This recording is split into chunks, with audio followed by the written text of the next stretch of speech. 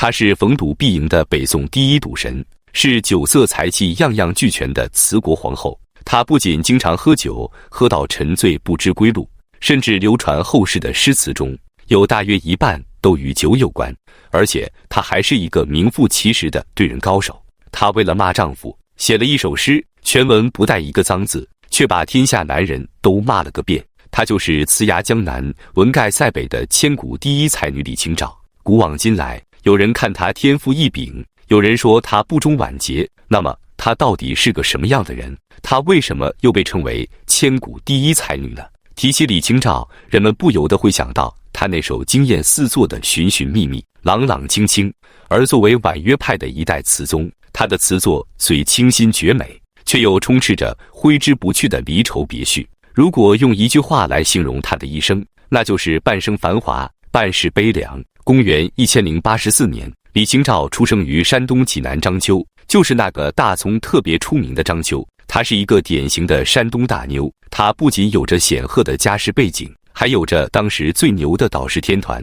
比如她的外公王圭是宋哲宗时期的宰相，表姐夫是宋徽宗时期的宰相蔡京，表妹夫是权倾朝野的奸臣秦桧，小叔子是画了《清明上河图》的张择端，还有一个亲戚是家喻户晓的王安石。因此有人调侃说，赵姐可不能被诛九族，不然半个宋朝的人都没了。其实李清照的父亲李格非也不简单，他是被《宋史》立传的一个人物，是大文豪苏轼的学生。我们知道苏轼门下有4位学生，分别是黄庭坚、秦观、晁补之、张磊，他们被称为苏门4学士，而李格非又被称为苏门后4学士之一。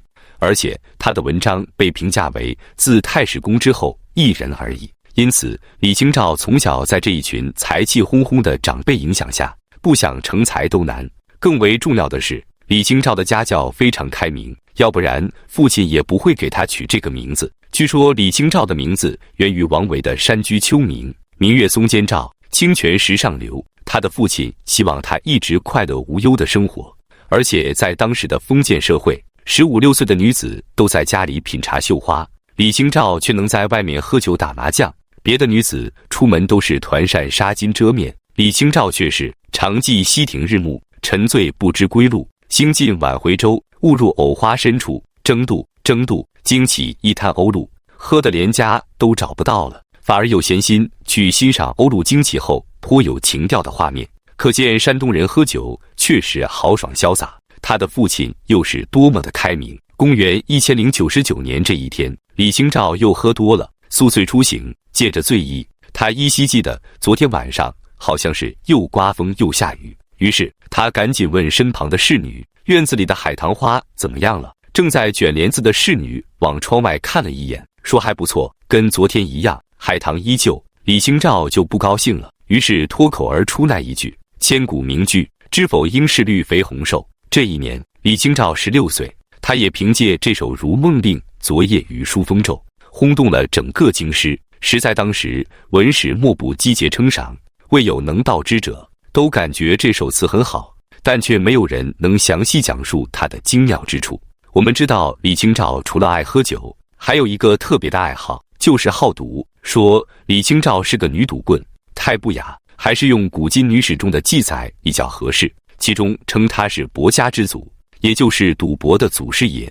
而且李清照也在他写的《打马图经》中子述说与性喜博，凡所谓博者皆单之，昼夜每忘寝时，我天性喜欢赌，只要是赌博，我就会沉迷于其中，每废寝忘食。不过我赌了一辈子，不论多少，每赌必赢，这也只不过是因为我玩得精罢了。我估计如果李清照活在当今，赌圣的名称轮不到周星驰，赌神的别称也不能是周润发，都得收至他的麾下。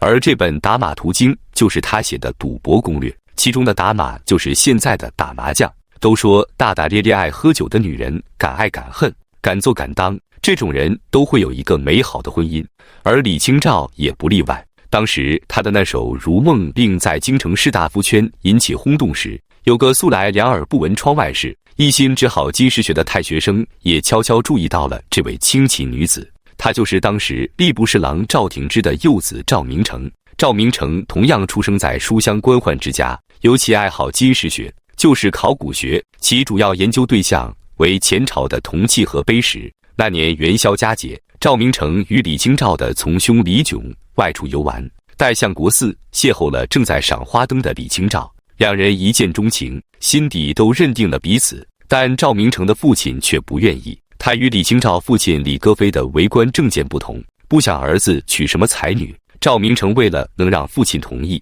就随便编了个故事对他说：东岳帝君托梦于他，留下了言语思和，安上已脱，知府草拔，方无灾祸4句话。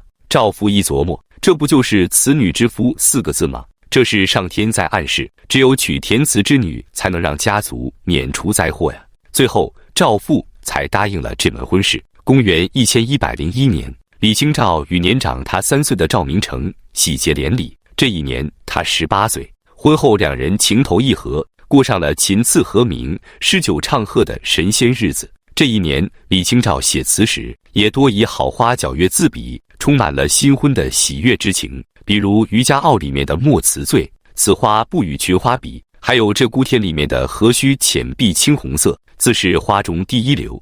而且她还跟老公赵明诚疯狂开车撒娇，比如那首《丑奴儿·绛霄履薄》：冰肌莹，雪腻酥香，笑语弹郎，今夜纱厨枕垫凉。我今天这么美，床比较凉，你过来啊。然而除了喜悦之情，也逃不开微凉的离愁。赵明诚当时是太学学生，只能每月初1、15才能回来团聚。李清照也会时常寄给他几句抒发思念的词，比如那首《一剪梅》：花自飘零水自流，一种相思，两处闲愁，此情无计可消除，才下眉头，却上心头。相比李清照早年的作品，这首词将夫妻分离后难舍的境况与满心的挂念刻画得入木3分，词语幽而不伤，令人动容。在此期间，还发生了一段后世流传甚广的小插曲。据说赵明诚在收到妻子写给自己的那首《醉花阴》后，先是为词中情怀所动，后作为词作的艺术高度所激，发誓定要写一首超过妻子的词。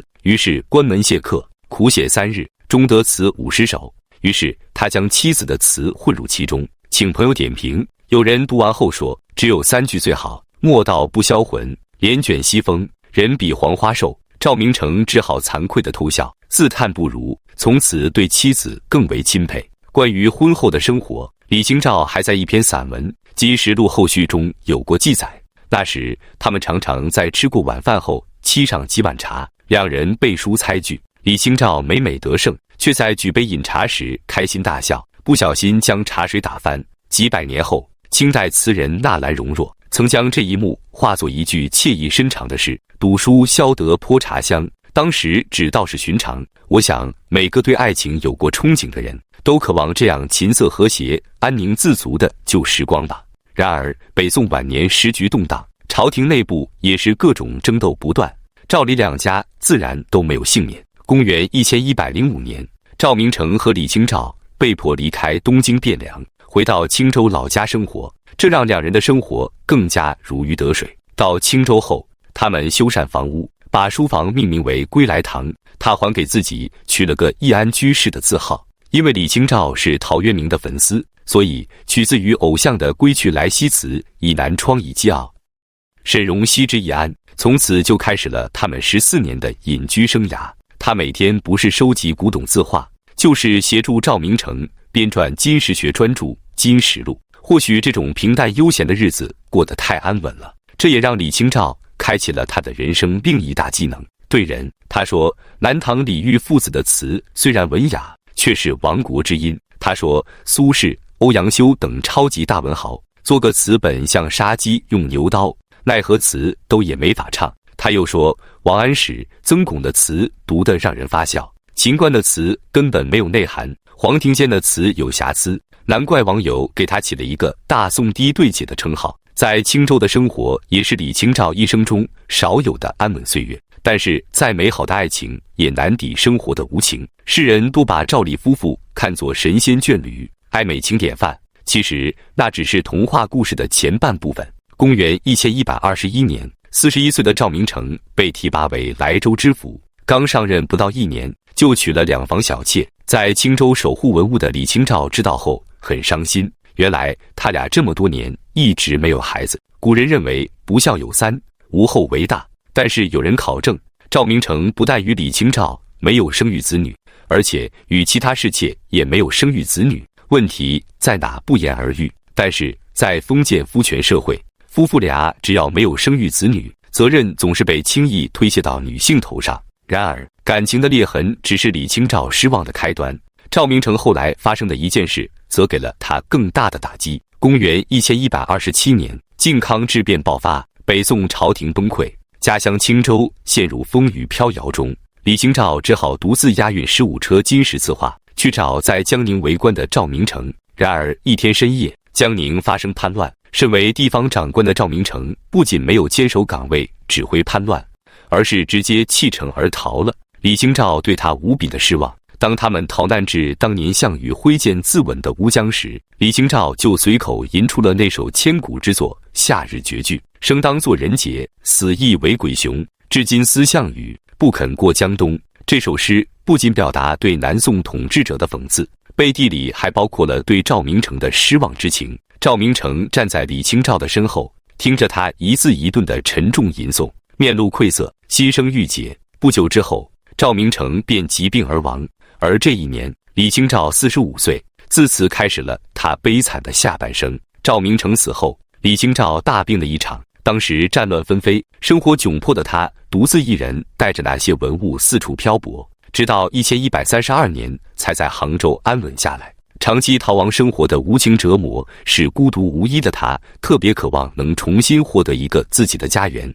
而此时正好有一个名叫张汝舟的小鲜肉闯进了他的生活。也许是看中了张汝舟身上多少有一些前夫赵明诚的影子，李清照便不顾世俗的偏见，孤注一掷的再婚嫁给了他。然而这一次的剧情却一塌糊涂。原来张汝舟只是一个好吃懒做的公子哥，他觊觎的只是传说中的李清照拥有的那些价值不菲的金石书画。当婚后发现李清照的那些珍贵收藏早已被盗窃殆尽时，便大失所望，随即便对他拳脚相加。这就像是生活常常跟人开玩笑，人却笑不出来似的。张汝舟的野蛮行径使李清照难以容忍，恰巧他发现张汝舟有营私舞弊、骗取官职的罪行，也毅然决然报官告发了他，并要求离婚。经官府审理，张汝舟被急除官职，李清照被获准离婚。但宋代法律规定，其告夫要判处2年徒刑，但李清照还是义无反顾。后来在好友的营救下，李清照最终在监狱里待了9天，便重获自由了。这段不幸的婚姻在李清照的人生中不过100日，却让他受到了无数的舆论和一身的疲惫，于是就写下了那首著名的武陵春风往逐尘香花已尽，日晚卷梳头，误时人非事事休，欲语泪先流。经历完此番折腾后，李清照已经悄悄进入了暮年，从此孑然一生。他守着一个孤清的小院，只想再次终老。这一天，他巧遇一个姓孙的小女孩，小女孩极为聪颖。一生无子的李清照对她说：“我老了，愿将平生所需相授。”谁知女孩不屑地回答道：“才早非女子事也。”这就是当时的现实环境，女子无才便失德，即便以填词著书，才情满腹，却只是这个社会的另类，终归贻笑大方。我估计当时李清照听了这句话，崩溃打击肯定是巨大的。